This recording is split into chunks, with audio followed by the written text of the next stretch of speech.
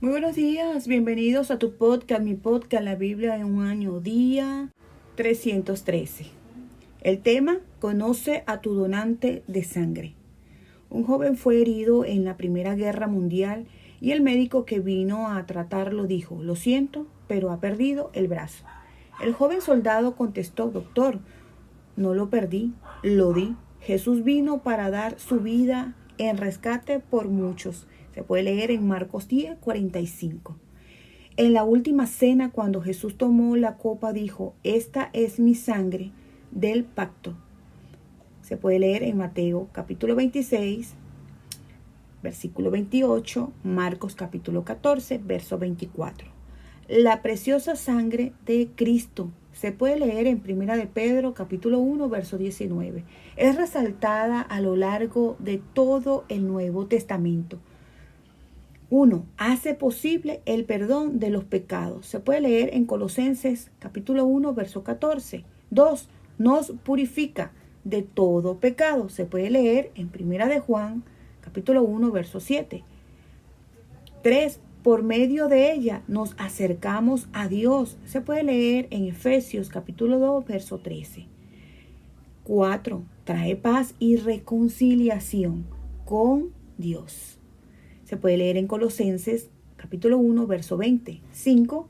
Da vida a aquellos que la beben. Se puede leer en Juan capítulo 6, verso 53. 6. Es el medio por el cual vences a Satanás. Se puede leer en Apocalipsis capítulo 12, verso 11. En los pasajes de hoy vemos diferentes aspectos de lo que todo esto significa. Acompáñame a leer Proverbios en la nueva versión internacional. Vamos a estar leyendo el capítulo 27 y los versos del 5 al 14. Más vale ser reprendido con franqueza que ser amado en secreto. Más confiable es el amigo que hiere que los abundantes besos del enemigo. Al que no tiene hambre, hasta la miel lo empalaga. Al hambriento hasta lo amargo le es dulce.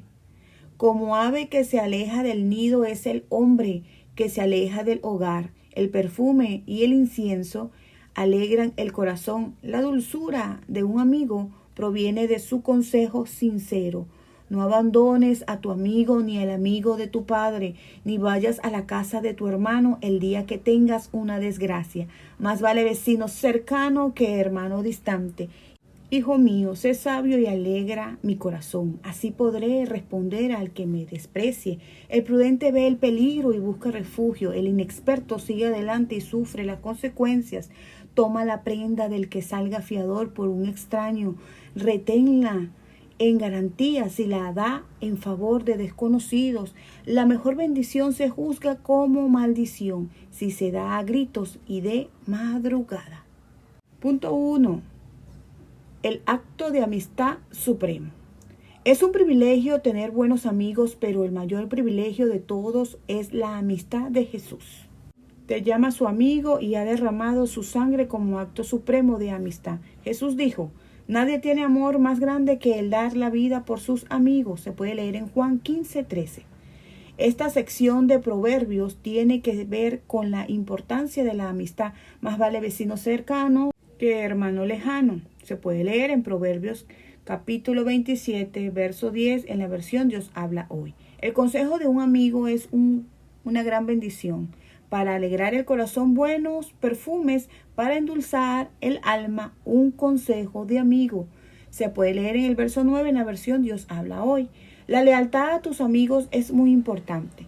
No abandones a tu amigo ni al amigo de tu padre. Se puede leer en el verso 10. Un buen amigo no solo diría cosas buenas, más vale ser reprendido con franqueza que ser amado en secreto. Se puede leer en el verso 5. El escritor de Proverbios continúa diciendo, las heridas de un amigo sincero son mejores. Se puede leer en el verso 6 en la versión NTV. La verdadera amistad implica más que dar la aprobación sin cuestionar. Estoy muy agradecido con aquellos buenos amigos que me han confrontado con verdades dolorosas de vez en cuando, siempre por amor, con gran sensibilidad y delicadeza. Las heridas se usan aquí figuradamente en el sentido de causar dolor emocional o tristeza a un amigo por su bien y por amor. Sin embargo, a la luz del tema de hoy, no puedo dejar de pensar que herir en la comprensión literal de la palabra significa derramamiento de sangre. En el caso de Jesús, no derramó nuestra sangre, sino la suya. Él fue herido por nuestras transgresiones. Se puede leer en Isaías capítulo 53, verso 5 en la versión Reina Valera del 2015. Su sangre fue derramada por ti en el acto de amistad supremo. Acompáñame a orar.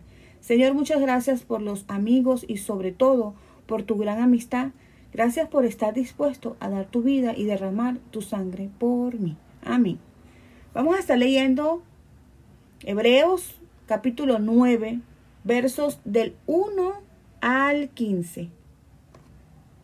El primer pacto tenía sus normas para el culto y un santuario terrenal.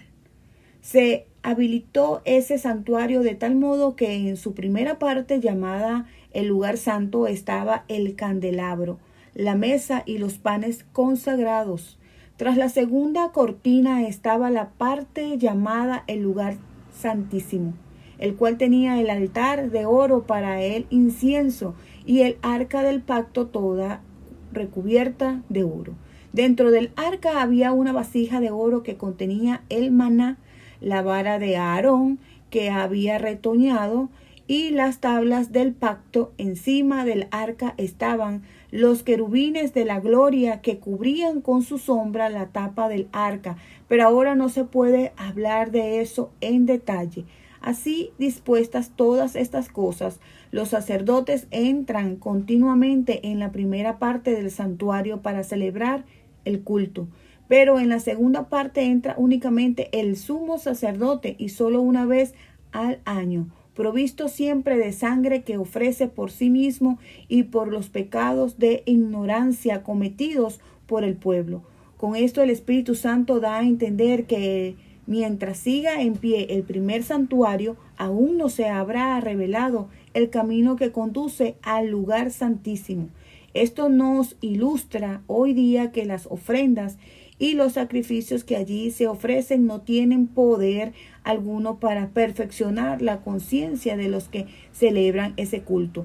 No se trata más que de regulaciones externas relacionadas con alimentos, bebidas y diversas ceremonias de purificación que son válidas solo hasta el tiempo señalado para reformarlo todo. Verso 11. Pero Cristo, al presentarse como sumo sacerdote de los bienes definitivos en el santuario más excelente y perfecto, no hecho por manos humanas, es decir, que no es de esta creación, entró una sola vez y para siempre en el lugar santísimo.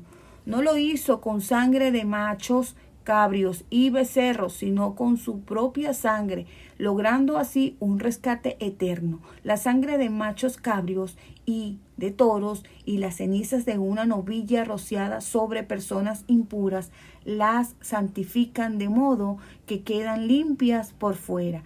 Si esto es así, cuánto más la sangre de Cristo, quien por medio del Espíritu eterno se ofreció sin mancha a Dios, purificará nuestra conciencia de las obras que conducen a la muerte, a fin de que sirvamos al Dios viviente. Verso 15. Por eso Cristo es mediador de un nuevo pacto, para que los llamados reciban la herencia eterna prometida, ahora que Él ha muerto para liberarlos de las transgresiones cometidas bajo el primer pacto. Punto 2. Una conciencia limpia. Muchas veces la mayoría de las personas tienen algo que les pesa en sus corazones, algo que han hecho o han dicho y que desearían no sentirlo, algo que los persigue y que les genera miedo de ser descubiertos. Escribe el obispo Tom Wright: qué maravilloso es saber que el sacrificio de Jesús y la sangre rociada que resulta del mismo tienen el poder. cuando los aceptamos en fe y confianza para lavar toda mancha en la conciencia de forma que podamos llegar a Dios sin que ninguna sombra empañe nuestra relación. El escritor del libro de Hebreos explica cómo bajo el antiguo pacto solamente el sumo sacerdote podía entrar en el lugar santísimo. Solo una vez al año, el día de la expiación, provisto siempre de sangre. En el verso 7 se pudo leer: la sangre de un sacrificio representaba la vida del animal que había sido sacrificado. La vida del cuerpo está en la sangre. Se puede leer en Levíticos 17:11. La vida del animal era dada a cambio de la vida de la persona que hacía el sacrificio. A los sacerdotes no se les permitía entrar al lugar santísimo. Su trabajo se hacía en la primera parte del tabernáculo. Así, el camino hacia la sala del trono de Dios estaba prohibido para todos, incluso al propio sumo sacerdote, y la única excepción era en la celebración anual. Cuando el sumo sacerdote recibía permiso para entrar, su entrada era salvaguardar por la sangre del sacrificio. Sin embargo, aquella sangre del sacrificio no era totalmente eficaz. Cada año se tenía que derramar sangre fresca y se hacía una entrada nueva en el Santo de los Santos, Sancta Sanctorum. Además, aunque hubieran podido llevar a cabo la purificación externa, que se puede leer en Hebreos capítulo 9, verso 13, no podían limpiar la conciencia de los que celebran ese culto. Se puede leer en el verso 9. En realidad era solo una ilustración. En el verso 9 lo pudimos apreciar. Una parábola visible, un arreglo temporal hasta que se pudiera hacer el cambio completo. Se puede leer en los versos 8 hasta el 10 en la versión El Mensaje. Aquello apuntaba más allá de sí mismo y se cumplió por medio de la sangre de Cristo. Cuando Jesús vino con su propia sangre, no con la sangre de cabras ni de becerros, entró en el lugar santísimo una sola vez y para siempre. Se puede leer en la NTV en el verso 11. Haciendo aquello, reunió a Dios y a su pueblo de esta nueva manera. Se puede leer en la versión El Mensaje en el verso 17. ¿Qué significa esto? 1. Estás limpio por dentro y por fuera. Jesús hace posible que tu conciencia sea purificada. La sangre de Cristo limpia toda nuestra vida por dentro y por fuera a través del Espíritu. Se puede leer en la versión El Mensaje en el verso 14. 2. Has sido liberado. Cristo se ofreció a sí mismo como un sacrificio sin mancha, liberándonos de todos esos esfuerzos baldíos por hacernos respetables, para que podamos vivir del todo para Dios. Se puede leer en la versión El Mensaje en el verso 15. El Espíritu Santo y la sangre de Cristo van juntos. Joyce Meyer escribe: el Espíritu no podía ser derramado el día de Pentecostés hasta que la sangre no fuera derramada en la cruz del Calvario. Acompáñame a orar. Señor Jesús, gracias porque haces posible que tenga la conciencia limpia y que viva del todo para Dios. Gracias por haber pagado el precio del rescate y liberarme del derramar tu sangre por mí. Amén. Vamos a estar leyendo Ezequiel, capítulo 16, versos del 1 al 63. Infidelidad de Jerusalén, verso 1. La palabra del Señor vino a mí y me dijo: Hijo de hombre, confronta a Jerusalén con sus abominaciones. Adviértele que así dice el Señor y Dios: Jerusalén, tú eres cananea de origen y de nacimiento. Tu padre era amorreo y tu madre hitita. El día en que naciste no te cortaron el cordón umbilical, no te bañaron, no te frotaron con agua salada, ni te envolvieron en pañales. Nadie se apiadó de ti ni te mostró compasión, brindándote estos cuidados. Al contrario, el día en que naciste te arrojaron al campo como un objeto despreciable. Pasé junto a ti y te vi revolcándote en tu propia sangre.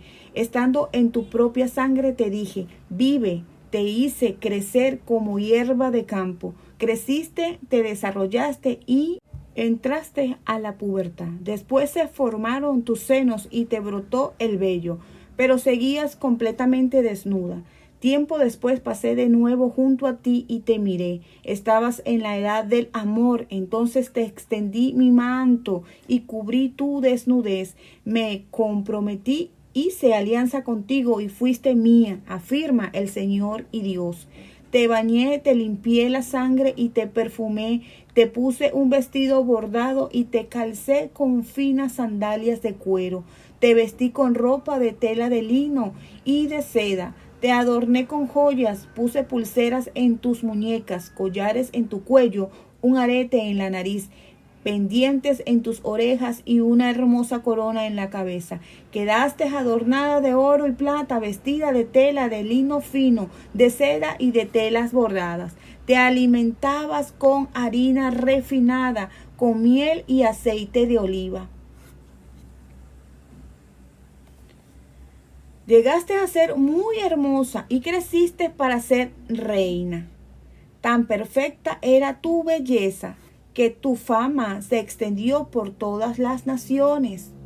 Pues yo te adorné con mi esplendor, afirma el Señor y Dios. Sin embargo, confiaste en tu belleza y valiéndote de tu fama, te prostituiste. Sin ningún pudor te entregaste a cualquiera que pasaba. Tomaste tus mismos vestidos para hacer altares paganos de vistosos colores y allí te prostituiste, algo nunca visto, con las joyas de oro y plata que yo te había obsequiado. Hiciste imágenes masculinas, con ellas te prostituiste, ofreciéndoles culto. Les pusiste tus vestidos bordados y les ofreciste mi aceite y mi incienso. Como ofrenda de olor grato les presentaste el alimento que yo te había dado, la harina refinada, el aceite de oliva y la miel, afirma el Señor y Dios. Tomaste también a los hijos y a las hijas que tuviste conmigo y los entregaste como alimento a esas imágenes. No te bastaron tus prostituciones, sacrificaste a mis hijos y los pasaste por fuego como ofrenda en honor de esos ídolos. En todas tus prácticas abominables y prostituciones no te acordaste de los días de tu adolescencia, cuando estabas completamente desnuda y pisoteada tu propia sangre. Ay de ti, afirma el Señor y Dios, para colmo de tus perversidades.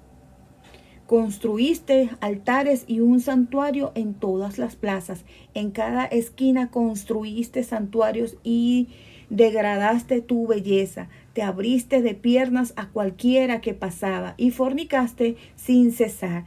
Te prostituiste con los egipcios, tus vecinos de grandes genitales, y para enfurecerme multiplicaste tus fornicaciones.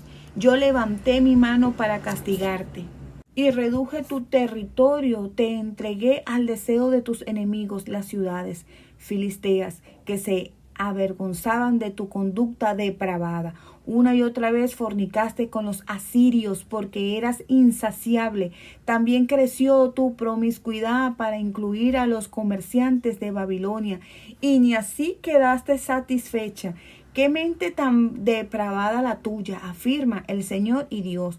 Te comportabas como una vil prostituta, pero cuando en cada santuario armabas un prostíbulo y te exhibías en cada esquina, no te comportabas como una prostituta, pues no cobrabas nada. Adúltera, prefieres a los extraños en vez de a tu marido. A todas las prostitutas se les paga, tú en cambio pagas a tus amantes. Los sobornas para que vengan de todas partes a acostarse contigo. En tu prostitución has sido diferente a otras mujeres. Como nadie se te ofrecía, tú pagabas en vez de que te pagaran a ti. En eso sí eras diferente a las demás. Por tanto, prostituta, escucha la palabra del Señor. Así dice el Señor y Dios: has expuesto tu lujuria y exhibido tu desnudez al fornicar con tus amantes y con tus detestables ídolos. A estos has ofrecido la sangre de tus hijos. Por tanto, reuniré a todos tus amantes a quienes brindaste placer tanto a los que amaste como a los que odiaste. Los reuniré contra ti de todas partes y expondré tu desnudez ante ellos. Te verán completamente desnuda. Te juzgaré como a una adúltera y homicida. Derramaré sobre ti mi ira y mi celo. Te entregaré en sus manos. Ellos derribarán tus altares y demolerán tus santuarios. Te arrancarán la ropa y te despojarán de tus joyas, dejándote completamente desnuda. Convocarán a la asamblea contra ti, te apedrarán y te descuartizarán a filo de espada. Incendiarán tus casas y en presencia de muchas mujeres ejecutarán la sentencia contra ti. Yo pondré fin a tu prostitución. Ya no volverás a pagarles a tus amantes. Así calmaré mi ira contra ti y se apaciguarán mis celos. Me quedaré tranquilo y sin enojo. Yo te hago responsable de tu conducta por haberte olvidado de los días de tu adolescencia, por haberme irritado con todas estas cosas y por haber agregado infamia a tus prácticas abominables, afirma el Señor y Dios. Los que acostumbran citar refranes dirán esto de ti: de tal palo tal astilla, tú eres igual a tu madre. Qué desprecio a su marido y a sus hijos, eres igual a tus hermanas, que despreciaron a sus maridos y a sus hijos. La madre de ustedes era hitita y su padre amorreo. Tu hermano mayor era Samaria, ubicada al norte de ti con sus aldeas. Tu hermana menor era Sodoma, ubicada al sur de ti con sus aldeas. No solo has seguido su conducta, sino que has actuado según sus prácticas abominables. En poco tiempo llegaste a ser peor que ellas. Yo, el Señor y Dios tan cierto como que yo vivo, declaro que ni tu hermana Sodoma ni sus aldeas hicieron jamás lo que tú y tus aldeas han hecho. Tu hermana Sodoma y sus aldeas pecaron de soberbia, gula, apatía e indiferencia hacia el pobre y el indigente. Se creían superiores a otras y en mi presencia se entregaron a las abominaciones. Por eso, tal como lo has visto, las he destruido. Pero ni Samaria ni sus aldeas cometieron la mitad de tus pecados. Te entregaste a más prácticas abominables que ellas, haciendo que ellas parecieran justas en comparación contigo. Ahora tú carga con tus desgracias, porque son tantos tus pecados que has favorecido a tus hermanas al hacerlas parecer más justas que tú. Avergüénzate y carga con tu desgracia. Has hecho que tus hermanas parezcan más justas que tú, pero yo restauraré su fortuna, la fortuna de Sodoma y de Samaria, con sus respectivas aldeas, y haré lo mismo contigo. Así cargarás con tu desgracia de avergonzar de todo lo que hiciste y le servirás de consuelo. Tus hermanas Sodoma y Gomorra con sus respectivas hijas volverán a ser como antes, y tú y tus hijas regresarán al estado anterior. ¿Acaso no te burlabas de tus hermanas Sodoma en tu época de orgullo, antes de que se hicieran pública tu maldad? Ahora te has vuelto motivo de burla de las aldeas edomitas y filisteas que te desprecian. Sobre tus hombros llevas el peso de tu infamia y tus prácticas abominables, afirma el Señor. Verso 59. Así dice el Señor y Dios: te daré tu merecido, porque has menospreciado el juramento y quebrantado el pacto. Sin embargo, yo sí me acordaré del pacto que hice contigo en los días de tu adolescencia, y estableceré contigo un pacto eterno. Tú te acordarás de tu conducta pasada y te avergonzarás cuando acojas a tus hermanas, la mayor y la menor, para dártelas como hijas, aunque no participan de mi pacto contigo. Verso 62. Yo estableceré mi pacto contigo y sabrás que yo soy el Señor. Cuando yo te perdoné por todo lo que has hecho, tú te acordarás de tu maldad. Te avergonzarás y en tu humillación no volverás a jactarte, afirma el Señor y Dios. Punto 3. Fortunas restauradas. Dios te ama. Todo lo que Dios hace emana de su amor por ti. En esta alegoría profética, el amor de Dios por su pueblo es escrito como el de un esposo para su esposa. Cuando volví a pasar vi que ya tenías edad para el amor. Entonces te envolví con mi manto para cubrir tu desnudez y te pronuncié mis votos matrimoniales. Se pudo leer en el verso 8 en la versión NTV. La bendición del Señor implica limpieza. En el verso 9 se pudo apreciar. Vestir ropa con lino y seda. En el verso 10 la pudimos leer. Una oferta de belleza. En el verso 11 hasta el verso 13 lo pudimos leer. Alimento para satisfacer. En el verso 3 lo pudimos apreciar. Fama en el verso 14 y esplendor en el verso 14 se pudo leer. Las trágicas palabras que siguen pueden aplicarse a nosotros como individuos o como nación, pero en el verso 15 en la versión NTV, a pesar de todo lo que Dios había hecho, se desviaron y lo rechazaron. En su lugar confiaron en su belleza y usaron su fama de una manera infiel. Se pudo leer en el verso 15. El pecado comienza a menudo con incredulidad, confianza en algo que no es el Señor. Esto conduce a la idolatría, adorar algo distinto del Señor y luego lleva a multiplicar el pecado. Se puede leer en el verso 26. A menudo por nuestra débil voluntad. Se puede leer en el verso 30. Los resultados del pecado son la insatisfacción. Se pudo leer en los versos 28 y 29. Y el juicio de Dios en el verso 30 hasta el 34. Jerusalén ha sido como una esposa infiel, sirviendo ídolos y dándoles la sangre de sus hijos. Su propia sangre será derramada porque ha hecho derramar sangre. La palabra sangre aparece 4 veces en este pasaje. Se pudo leer en los versos 6, 9, 22 y 36. Compara su pecado con el pecado de Sodoma. De lo que habla no son los pecados sexuales normalmente asociados con Sodoma. Más bien escribe: pecaron de soberbia, gula, apatía e indiferencia hacia el pobre y el indigente. Se creían superiores a otras y en mi presencia se entregaron a prácticas repugnantes. Se pudo leer en los versos del 49 al 50. Estos son los pecados comunes de cualquier sociedad próspera: la arrogancia, el comer en exceso y la falta de preocupación por los pobres y necesitados. Cuando la gente no tiene necesidades, frecuentemente se aleja de Dios. Su peor pecado fue no ayudar a los pobres y necesitados. Sin embargo, a pesar de todo esto, Dios promete restaurar las fortunas de Sodoma y las fortunas de su pueblo. En el verso 53 se pudo leer. Promete un pacto eterno. En el verso 60 se pudo leer. Promete que hará la expiación. Se puede apreciar en la versión Reina Valera del 2015 en el verso 63. Esta palabra expiación también se encuentra en el pasaje de hoy de Hebreos, que habla del lugar de la expiación en el arca del pacto, un símbolo de la misericordia de Dios. Se puede leer en Hebreos 9:5. La expiación apunta a la necesidad de que se haga algo para lavar tus pecados y nos habla de 2 grandes realidades.